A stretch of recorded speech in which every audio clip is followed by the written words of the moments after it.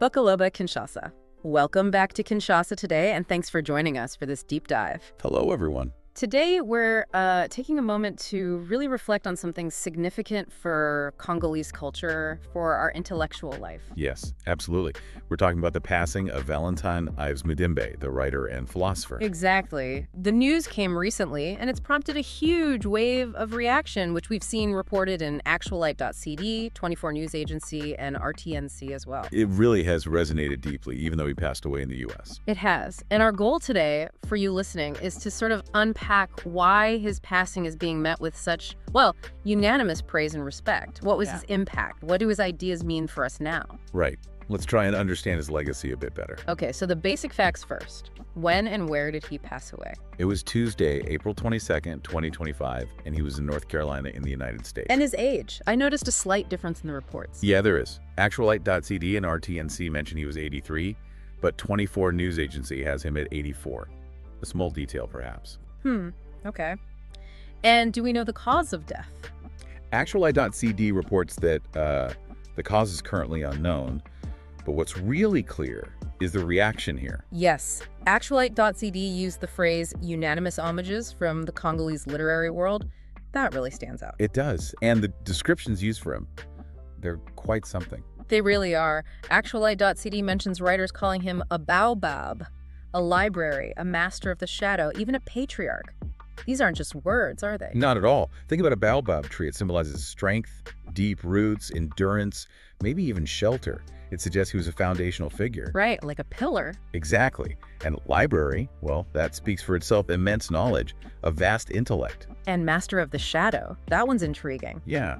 It suggests someone who wasn't afraid to look into the hidden corners, the complexities, maybe the uncomfortable truths about our history, our society. I see. And patriarch, a guiding figure, an elder statesman of thought. Precisely. It paints a picture of profound influence and respect. And this influence wasn't confined to just one area, was it? He wore many hats. Oh, absolutely. RTNC calls him a writer, philosopher, and anthropologist. Yeah. 24 News Agency adds poet and literary critic to that. Yeah. A truly multifaceted intellectual. That's incredible range, and his academic journey reflects that too. It does. He started right here, essentially. Huh. Studies in philosophy and literature at Lovanium, which is now the University of Kinshasa, of course. Our own Yukin. Yes. Then further studies in France and Belgium, according to actualite.cd. And afterwards, a distinguished teaching career in the U.S. That's some very big names. Very big. Duke University, Stanford, Haverford College are all mentioned by 24 News Agency and others. He really took Congolese and African thought onto a global stage. That international perspective must have been crucial to his work, especially considering his focus. Actualite.cd keeps highlighting his exploration of African identities. Definitely. That was central. For Mudimbe, you couldn't understand African identities without critically examining the frameworks used to define Africa, often from the outside. You mean these Western frameworks of thought that Actualite.cd mentions? Exactly. He argued that for a long time, Africa was primarily understood through lenses shaped by colonial history and European ways of thinking. These frameworks often essentialized Africa, portraying it in simplistic, often negative ways. So he was trying to untangle all of that, the colonial legacy, contemporary realities. Yes, precisely. Understanding the sheer complexity of what shapes African identities today. And this leads directly to his concept of the colonial library. Right, actualite.cd brought that up. And it's not literally about libraries full of books, is it? It's more metaphorical. It's much broader, yes. The colonial library for Mudimbe is that entire body of Western knowledge. The discourses, the academic disciplines, the classifications that produced and maintained a certain idea of Africa, an idea that often served to justify colonial domination. Wow. And he argued this influenced not just how the West saw Africa, but how Africans saw themselves, too. That's the crucial part. He showed how these external categories, these ways of thinking, could be internalized, shaping self-perception within the continent as well. It's quite profound when you think about it. So he was pushing back against fixed ideas, against being put in boxes. Absolutely. Actualite.cd notes his emphasis on identity as something dynamic, constantly negotiated, always in flux. He rejected those easy binaries, like tradition versus modernity. As if you have to choose one or the other. Exactly. He saw African life as much more complex, a blend of influences. His goal, really, was to foster thinking about Africa from within, as actualite.cd puts it. Using our own intellectual tools and resources. Yes. building frameworks rooted in African experiences and thought traditions, rather than just adopting or reacting to external ones. A call for intellectual autonomy, in a way. Let's talk about some of his major works. L'Invention de l'Afrique, or The Invention of Africa from 1988, seems absolutely key. Both Actualite.cd and RTNC mention it. Oh, it's seminal. Foundational, really. In it, he meticulously dissects how knowledge about Africa was constructed by the West. He looks at the assumptions, the power dynamics involved in that process of invention. So, less about discovering Africa, more about how the idea Africa was created in Western thought. Precisely. It's a critical history of the discourses surrounding the continent. And he explored similar themes in his fiction, too. Actualite.cd mentions Le Bel Monde and L'Odeur du Père. Yes, those novels are powerful. Le Bel Monde from 76, L'Odeur du Père from 82.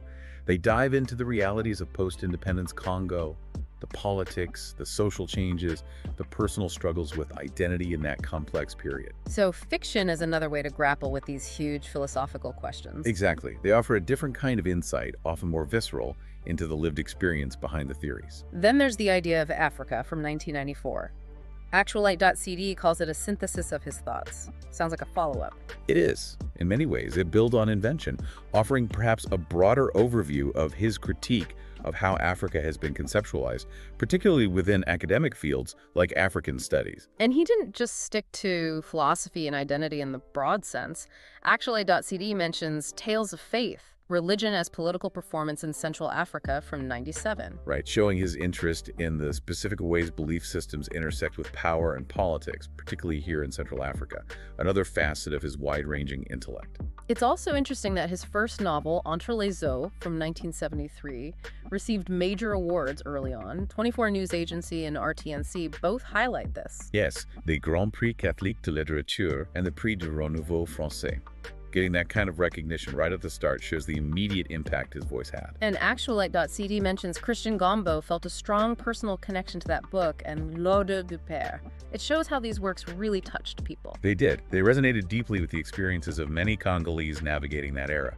And we shouldn't forget his poetry. RTNC mentions the collection Des Choses from 1971. Yes, earlier work again, apparently exploring themes like war, religion, identity, drawing inspiration from symbolist poets.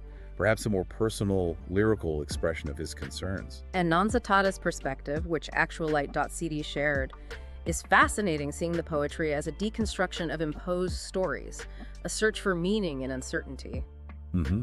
A search for an authentic voice, perhaps, in a space shaped by external narratives, reflecting the experience of the marginalized or the dispossessed, as Tada puts it. The tributes pouring in really capture his stature. Joyu Ngoma calling him a lighthouse, a lucid voice, someone urging us to think without crutches.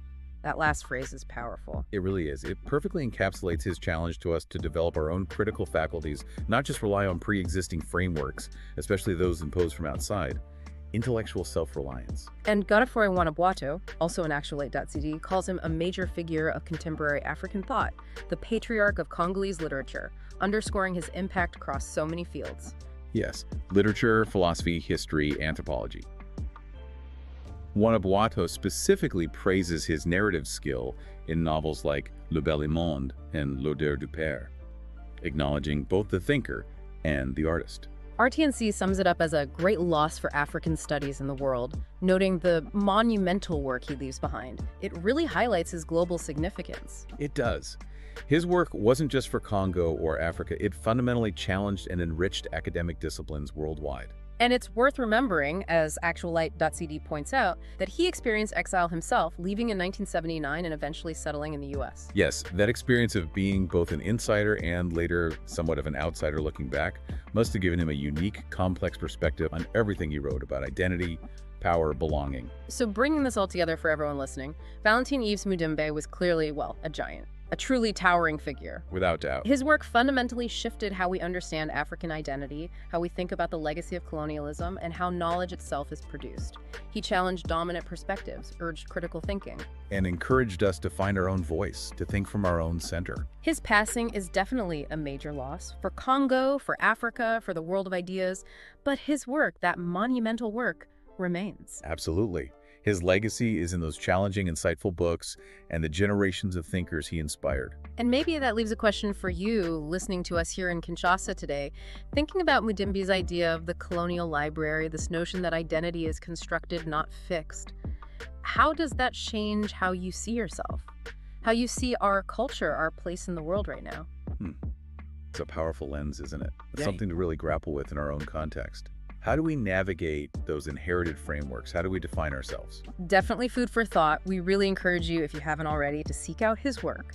The Invention of Africa, Le Bellimonde, The Idea of Africa, even the poetry. There's so much there. There truly is a lifetime of profound thinking to engage with.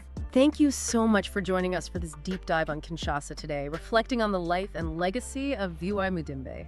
Thank you. It was important to discuss. Mbate.